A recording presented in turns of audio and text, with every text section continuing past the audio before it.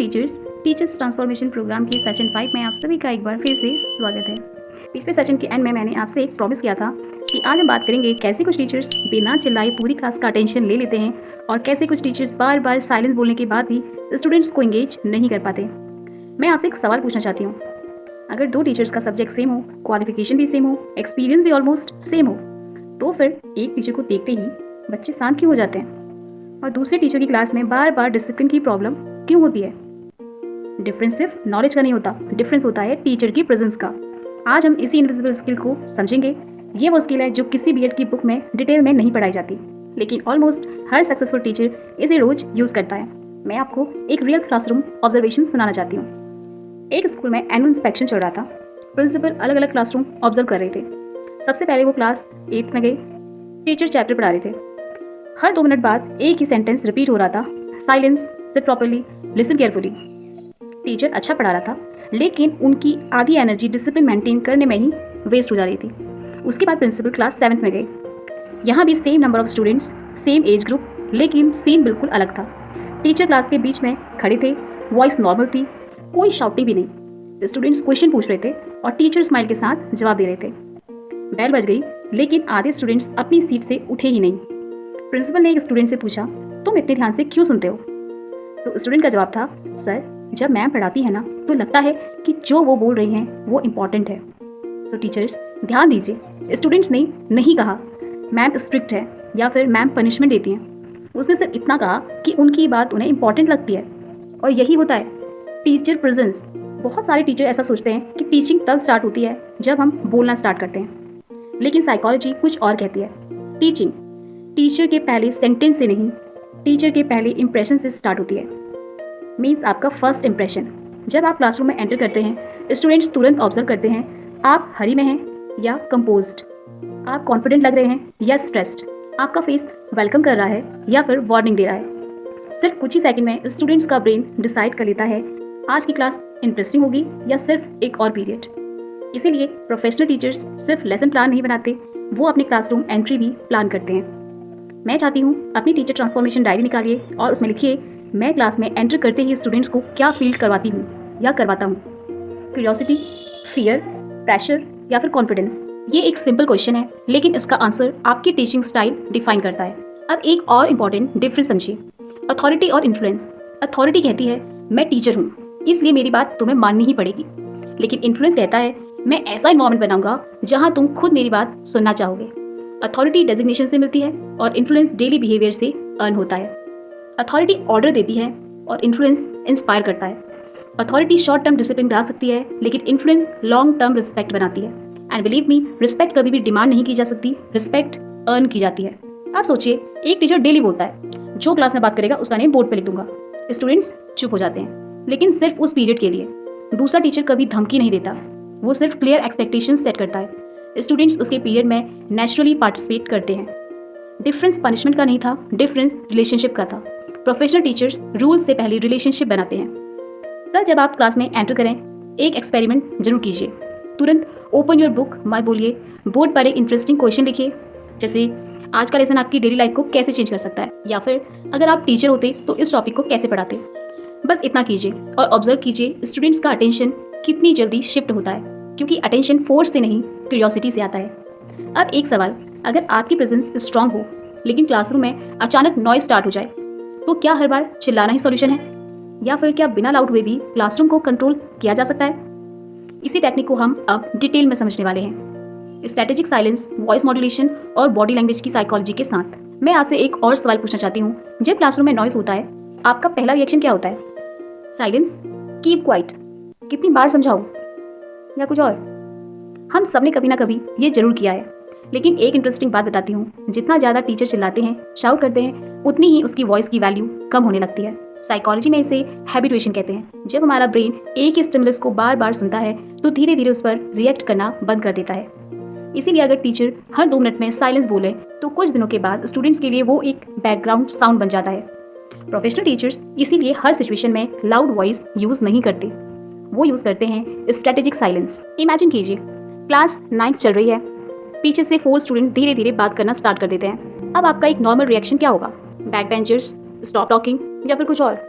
अब पूरी क्लास का अटेंशन पढ़ाई से हटकर उन 4 स्टूडेंट्स पर चला गया। लेकिन एक प्रोफेशनल टीचर क्या करेगा? वो बोलना बंद कर देगा। बस 5 सेकंड्स पूरी क्लासरूम में देखेगा, स्माइल मेंटेन रखेगा और वेट करेगा। अक्सर क्या होता है, एक स्टूडेंट दूसरे को खुद बोल देता है, चुप हो जा, मैम रुक गई हैं, मैम देख रही हैं। टीचर को कुछ बोलने की जरूरत ही नहीं पड़ती। क्यों? क्योंकि साइलेंस ने क्यूरियोसिटी क्रिएट कर दी। अगली बार जब क्लास में अननेसेसरी नॉइज हो, तुरंत रिएक्ट मत कीजिए, पहले ऑब्जर्व कीजिए, क्या स्टूडेंट खुद सेटल हो सकते हैं? हर प्रॉब्लम टीचर को सॉल्व नहीं करनी होती। कभी कभी क्लासरूम खुद भी डिसिप्लिन क्रिएट कर देता है। अब दूसरी टेक्निक, मैं आपसे एक ऑनेस्ट क्वेश्चन पूछती हूँ। अगर कोई इंसान 30 मिनट तक एक ही टोन में बात करे तो क्या आपका ध्यान बना रहेगा? शायद नहीं। फिर हम टीचर्स ये एक्सपेक्टेशंस क्यों रखते हैं कि स्टूडेंट्स पूरे पीरियड एक ही टोन में हमारा लेक्चर सुनता रहेगा? प्रोफेशनल टीचर्स अपनी वॉइस को एक इंस्ट्रूमेंट की तरह यूज करते हैं। Important point, voice flow, story, voice expression, questions, voice energetic, suspense, pause, इसी को कहते हैं वॉइस मॉड्यूलेशन। मैं चाहती हूँ आज घर जाकर आप अपनी क्लास रिकॉर्डिंग सुनिए। बस एक सवाल पूछिए, क्या मेरी आवाज़ इन्फॉर्मेशन दे रही है या इमेजिनेशन क्रिएट कर रही है? ग्रेट टीचर्स सिर्फ फैक्ट नहीं बोलते, वो इमोशंस के साथ पढ़ाते हैं और इमोशंस ही हमारी मेमोरी बनाते हैं। एक और हैबिट, बहुत टीचर्स इंपॉर्टेंट लाइन भी उतनी ही स्पीड से बोल देते हैं जितनी स्पीड से नॉर्मल बात करते हैं। लेकिन एक्सपीरियंस टीचर्स इंपॉर्टेंट सेंटेंस बोलने से पहले पॉज लेते हैं। जैसे सोचिए, पॉज। अगर न्यूटन ने उस गिरते हुए एप्पल को इग्नोर कर दिया होता, अगेन पॉज, आज फिजिक्स कैसी होती? ये पॉज स्टूडेंट के ब्रेन को सिग्नल देता है समथिंग इंपॉर्टेंट इज कमिंग। इसीलिए कभी कभी पॉज वर्ड से ज्यादा पावरफुल होता है।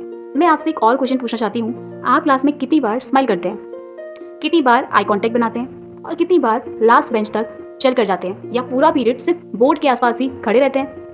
स्टूडेंट सिर्फ आपकी बातें नहीं सुनते, वो आपको ऑब्जर्व भी करते हैं। अगर टीचर सिर्फ एक ही जगह खड़े रहे तो क्लासरूम का आधा हिस्सा मेंटली डिस्कनेक्ट हो जाता है। प्रोफेशनल टीचर्स क्लासरूम को स्टेज नहीं, लर्निंग स्पेस मानते हैं। वो मूव करता है, ऑब्जर्व करता है और हर रो के स्टूडेंट को नोटिस करता है। एक रिसर्चर ने अपना वर्कशॉप का एक एक्सपीरियंस शेयर किया है।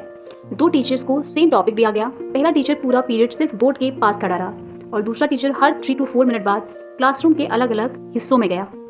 वीक के एंड में फीडबैक लिया गया और स्टूडेंट ने कहा, सेकंड टीचर की क्लास में लगता था वो हम सबसे इंडिविजुअली बात कर रहे हैं। यहाँ पे डिफरेंस टॉपिक का नहीं था, डिफरेंस मूवमेंट का था।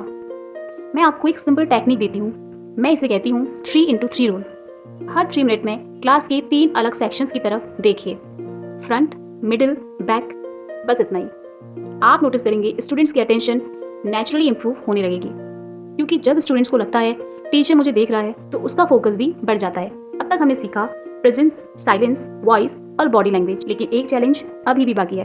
हर टीचर को कभी ना कभी किसी स्टूडेंट को करेक्ट करना पड़ता है। क्वेश्चन ये नहीं है कि करेक्शन करनी चाहिए या नहीं, क्वेश्चन ये है करेक्शन से स्टूडेंट का कॉन्फिडेंस टूटना चाहिए या इम्प्रूव होना चाहिए।